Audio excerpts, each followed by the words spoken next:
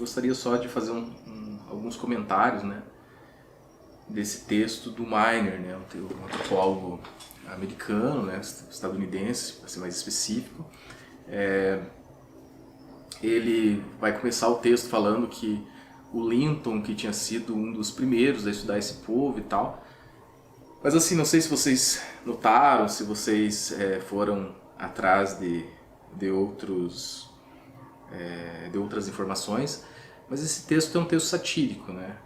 O Miner escreve para abordar aspectos da própria cultura estadunidense. Por que isso? Porque a antropologia americana, assim como a antropologia inglesa, a antropologia francesa, muitos dos antropólogos americanos saíram para etnografar outras culturas, né? O Franz Boas fez isso, Margaret Mead, Ruth Benedict.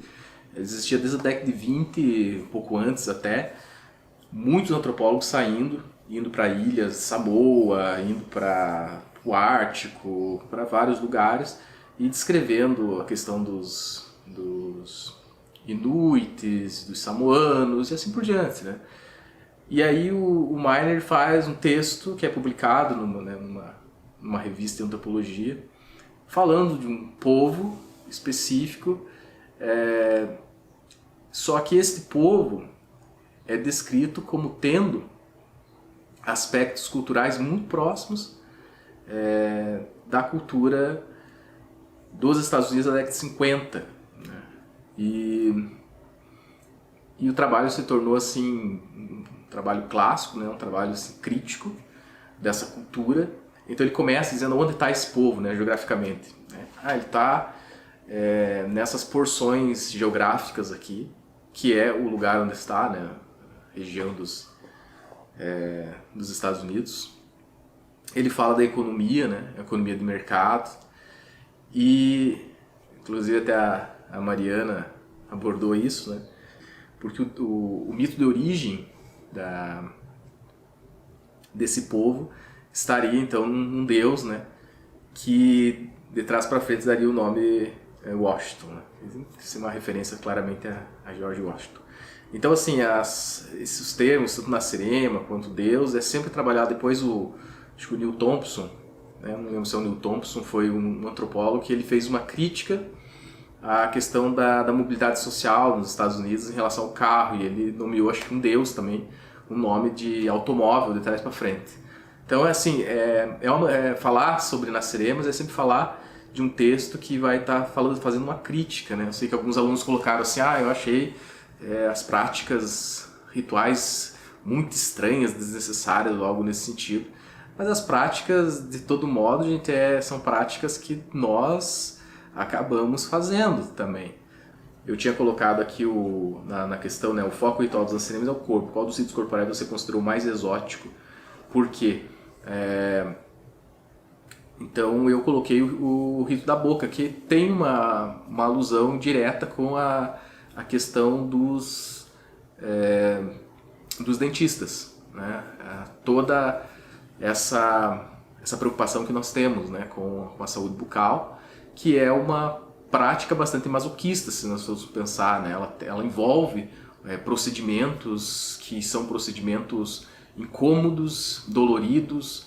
Então é óbvio que ele está se referindo a esse tipo de comportamento, que é o tipo de comportamento do cidadão estadunidense preocupado com a saúde bucal. E a questão 3 diz, né, problematiza a questão. A partir da leitura do texto é possível estabelecer alguma semelhança entre os ritos do corpo dos Nasiremas com os ritos do corpo praticados por membros da sociedade. Qual e ou quais e por quê? Bom, aqui tem muita coisa, né, que todo o texto ele vai fazer essas alusões. Então teria o próprio rito da boca, teria toda a questão estética, né? Tem a questão que ele já vai abordar isso lá na década de 50, né? Que é a questão dos seios femininos, né? Porque assim, nunca estariam no tamanho para os Nasiremas, né? Nunca estariam no tamanho ideal, e aqueles que teriam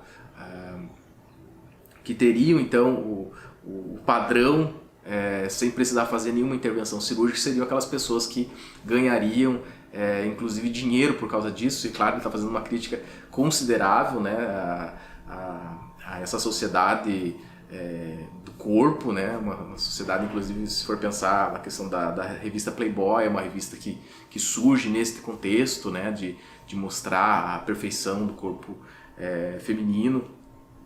Então são selecionadas pessoas da sociedade americana que tem esse padrão de corpo já na década de 50.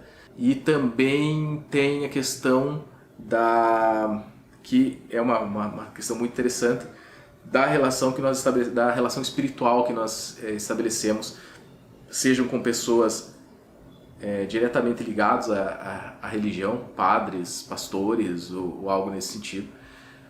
Pode ser também relacionados a profissões, né, psicólogos ou psicanalistas. Lembrando que o Jung, né, ele usa muito a palavra demônio na psicanálise dele, né?